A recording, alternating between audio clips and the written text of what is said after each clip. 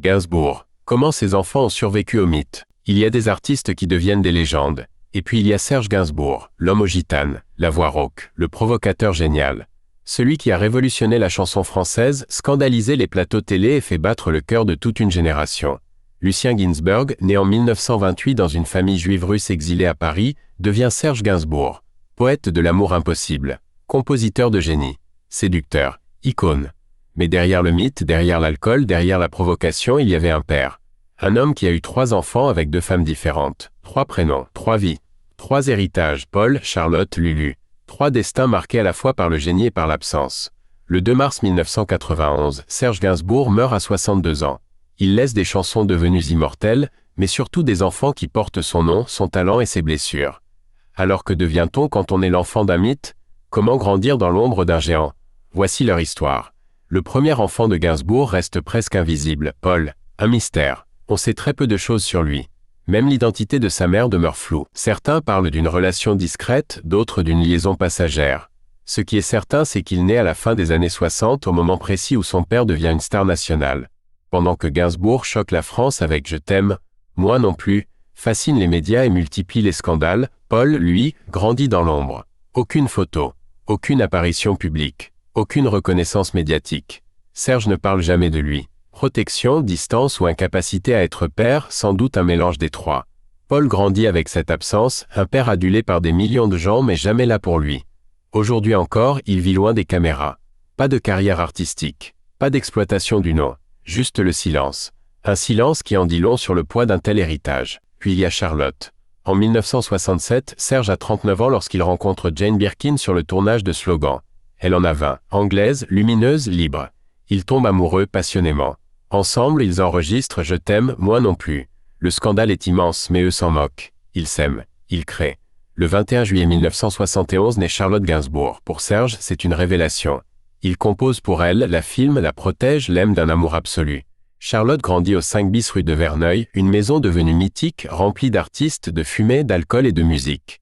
Un endroit magique mais chaotique. Car Serge boit beaucoup. Il est imprévisible, tendre un jour, absent le lendemain. Jane et Serge se séparent en 1980. Charlotte a 9 ans. Elle vit avec sa mère mais continue de voir son père et elle le regarde peu à peu se détruire. À 13 ans, elle tourne avec lui dans Charlotte Forever, un film troublant qui met mal à l'aise autant qu'il fascine. Plus tard, elle dira simplement « Mon père m'aimait trop à sa manière ».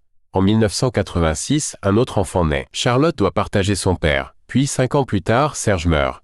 Elle n'a que 19 ans, trop jeune pour perdre son père, trop jeune pour porter un tel héritage. Alors elle transforme la douleur en art. Elle devient actrice, chanteuse, artiste. Elle construit une carrière internationale, remporte des prix, enregistre des albums salués par la critique, fonde une famille avec Yvan Attal et a 3 enfants.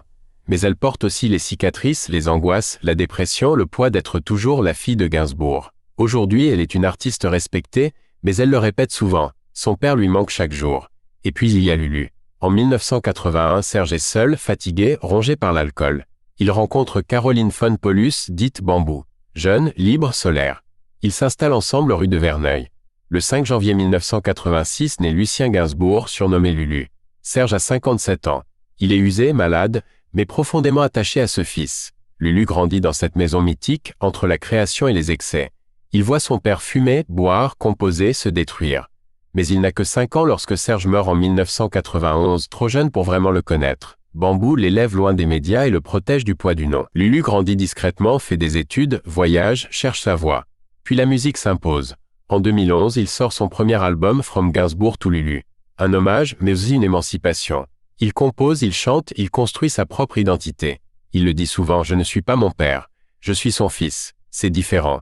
Aujourd'hui, il vit entre Paris et Los Angeles, crée, avance, libre. 3 enfants, 3 chemins.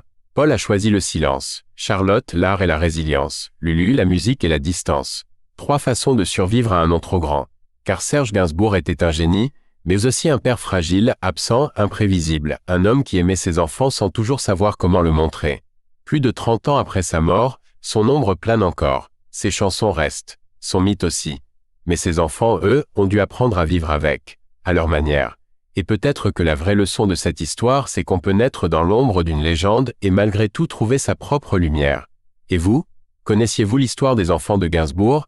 Que pensez-vous de leur rapport à l'héritage paternel? Dites-le nous en commentaire. Si cette vidéo vous a touché, n'hésitez pas à aimer, à vous abonner et à partager.